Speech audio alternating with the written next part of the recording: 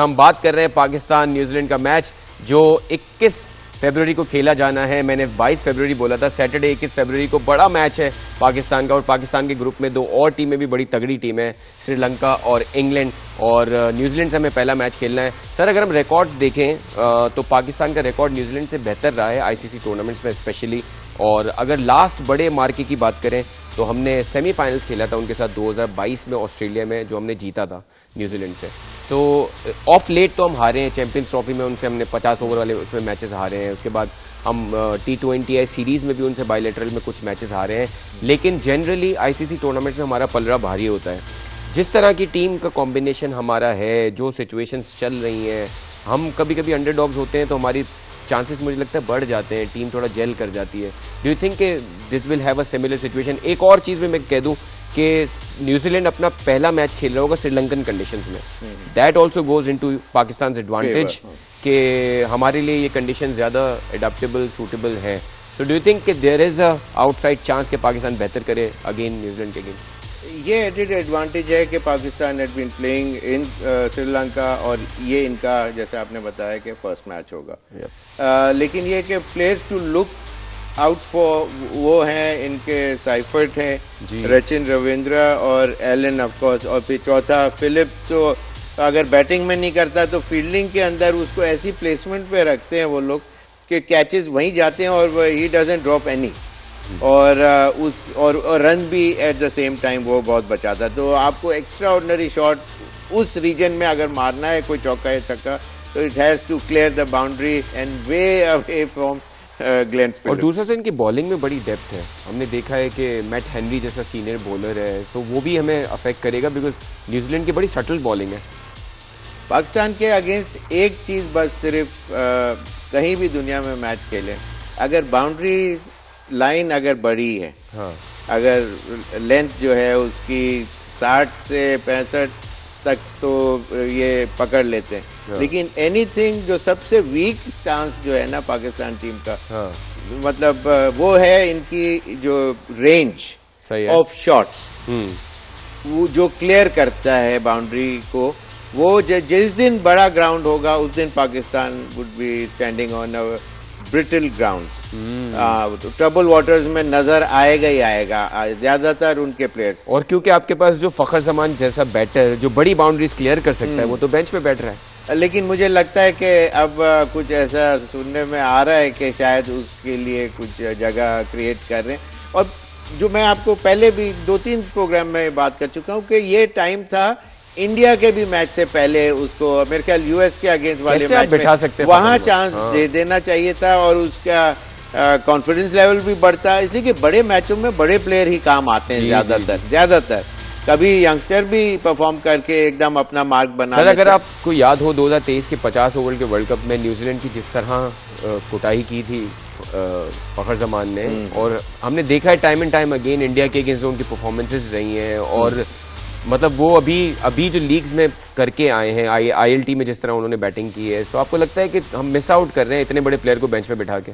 एक चीज from my own experience बता सकता हूं कि बाज प्लेयरों के अंदर एक instinct see it comes from with in, और वो इंस्टिंक्ट ऐसी होती है कि कोई एक कंट्री के अगेंस्ट वो ज्यादातर अच्छा ही खेलता है। yes. और सम ऑफ द अदर वो ही कम आउट एज विनर्स, और उसकी हाई परफॉर्मेंसेज होती हैं। 10 में से 8 में तो होंगी, अगर 2 में नहीं होंगी तो फखर अगेंस्ट इंडिया वाले मैच ही की बात कर रहा हूं कि उसकी इंडक्शन बड़ी जरूरी थी। लेकिन खैर वो टाइम निकल गया। लेकिन हाँ, अभी भी टाइम है, अभी भी बड़ी टीमों ने आना है, आपको कन्फ्रंट करना है, and you need players who had been there done that.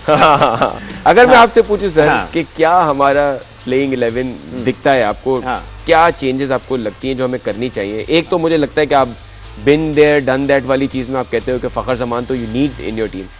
वो उसके एक्सपीरियंस से और न्यूजीलैंड के अगेंस्ट परफॉर्मेंस से उसके ट्रैक रिकॉर्ड बताता है कि उसने बड़े मैचों के अंदर सिंगल हैंडेडली पूरे मैच आपको जिताया है, चिप इन करके नहीं, पूरा मैच जिताया है। 2017 बिल्कुल आपके सामने पूरा मैच आपको जिताया। फिर इंडिया में जो न्यूजीलैंड के अगेंस्ट न्यूजीलैंड के अगेंस्ट में ख्याल डबल सेंचुरी की थी। हाँ बिल्कुल ऐसा ही है। तो उसमें से जिस रेट पे आपको रन्स चाहिए थे वो मैच जीतना नहीं था, आपने एक सर्टेन रेट से जीतना था। तो वो चीज, तो वही बात आ जाती है ना कि तो मेरा अंदाजा है कि शायद नाफे की जगह जो है इसमें स्ट्रेट अवे फखर जमान को चांस दिया जाएगा, और बॉलिंग डिपार्टमेंट के अंदर ये सारे सब अभी एज इट इज मेरे ख्याल सही है।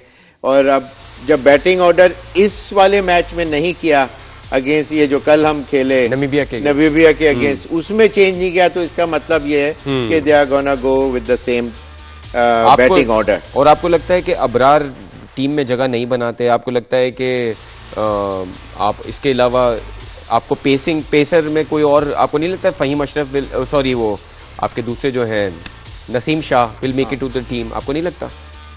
नसीम शाह एकदम से अभी इस मैच के अंदर डाले में मुझे नहीं लगता। एक चीज और चेंज आ सकती है कि फखर को अगर आप टॉप ऑर्डर ओपनिंग ही भेज देते हैं मिसाल के तौर पे, एक लेफ्ट हैंडर और एक राइट हैंडर का कॉम्बिनेशन की वजह से, तो ये आ सकते हैं वन डाउन पोजीशन पे साइम अयूब। और फिर वही बात है कि फिर बाबर कहाँ जाएंगे? तो बाबर का मैच बनता हुआ मुझे चेंजेस, इतना बड़ा दिल रखते हैं ये लोग के नहीं रखते, ये कहना मुश्किल है इस वक्त। सर मुझे ये समझ में नहीं आता इतना क्लीशेट क्यों है? मतलब अगर केन विलियमसन बैठ सकता है, अगर स्टीव स्मिथ T20 स्क्वाड में नहीं हो सकते, तो क्यों बाबर आजम, मतलब अगर आप फखर जमान को बैठा सकते हैं तो आप बाबर आजम को क्यों नहीं बैठा सकते? If he doesn't fit into the 11 in terms of winning the game.